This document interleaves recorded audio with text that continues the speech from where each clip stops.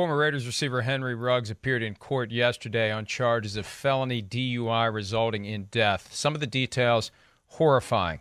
His Corvette going 156 miles per hour just 2 seconds before impact with the Toyota RAV4. That the collision resulted in the death of the 23-year-old driver. Also, blood alcohol content more than twice the legal limit. Here is Raiders coach Rich Bisaccia and quarterback Derek Carr from Wednesday talking about the Ruggs situation. First of all, we want to express our sincere condolences to the victim's family. A person lost their life yesterday morning, and we think it's important to keep focus on that as we talk about this tragic event. We're deeply saddened for everyone affected, especially the victim's family. That being said, we love Henry Ruggs and want him to know that. His terrible lapse in judgment of the most horrific kind. It's something that he'll have to live with the rest of his life. The gravity of the situation is not lost on anyone here, and we understand and respect the loss of life. He needs people to love him right now. He's probably feeling a certain type of way about himself right now, and he needs to be loved. And if no one else will do it, I'll do it. Yesterday reminded me of what we said yesterday, that Yeah. there's still a human being here Right. who has to deal with the aftermath of this horrifying event. He knows he's responsible. He knows what he did.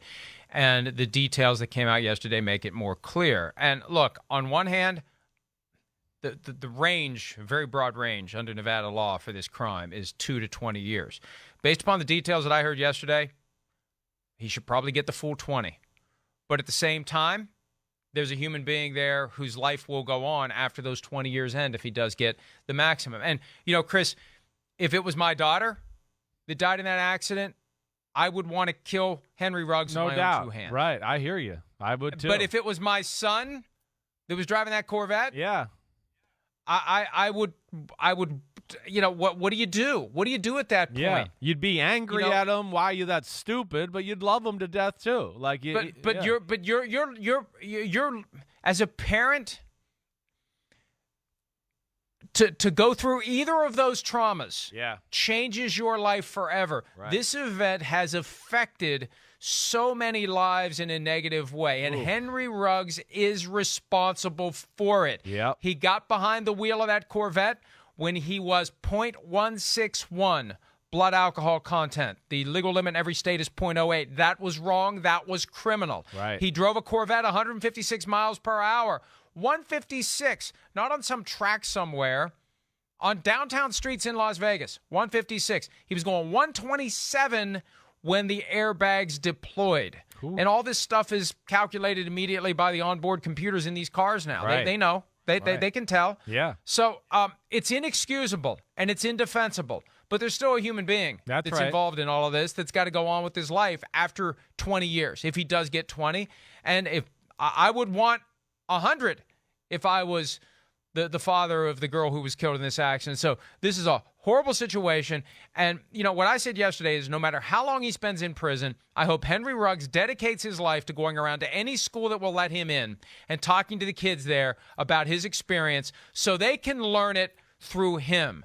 Because I think what happens is, you know, you go about your life as you're a kid. And then some tragic event happens and you're like, holy crap, I had no idea.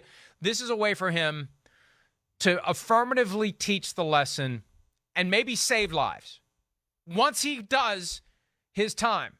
And again, I'd say full 20 at this point, yeah. based on the details that came out yesterday. Mm-hmm. But if there's, you know, there's got to be some good in here somewhere that comes out of it over the long haul, and I hope he uses his experience as a way to get others to realize, just press the button on your damn phone and the car shows up and you go home, and you need to know when to do that. And, you know, maybe on nights like that, if you know you're going to be drinking, you don't even take your car out. You use Uber or Lyft to get you where you're going, and use Uber or Lyft to get you home. Yeah, no, I mean, I know you made that point yesterday. I mean, yeah, I hear you all the way there. I mean, with Henry Ruggs, it's a horrible incident. Yeah, I mean, it's horrible. He's horrible for what he did. But I think you said it right. You don't just abandon the guy. You know, I appreciate the comments there by Rich Bisaccia and Derek Carr. Yeah, I mean, they have a relationship with him. You know, they do care for him. They understand how bad and egregious this horrible mistake was and then how wrong he was. But, yeah, I mean, again, I don't think the Raiders had any choice here in this situation. We said yesterday it's very odd that a team would release a guy that quickly after that type of incident. Usually, you know, there is a little compassion shown, or he's put on the commissioner exempt list, and then after the season it's over.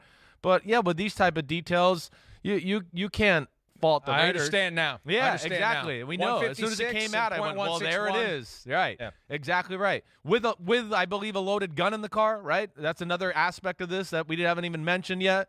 I mean, so it's a horrible look. And I think you said it exactly right. But, yeah, hopefully at some point after he serves his time, he can, you know, shed some light and save some other people's lives by, like what you said, educating young kids, educating other NFL football players. He's not the first NFL football player to drive a car 156 miles per hour. I can tell you that. They can't. I mean, this is part of what makes NFL players.